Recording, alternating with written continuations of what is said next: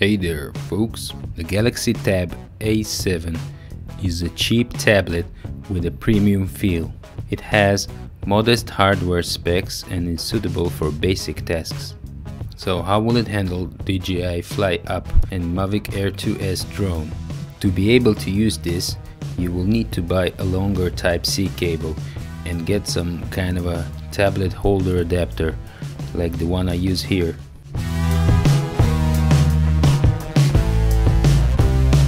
While this glossy screen is okay indoors, it is terrible to fly a drone on a sunny day.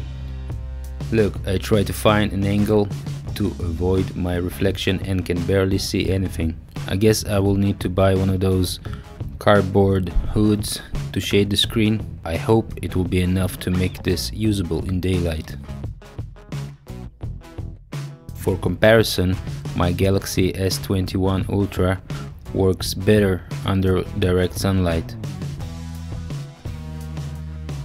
Other than this screen brightness issue, I had a problem with my video and I had to restart DJI FLY app mid-flight.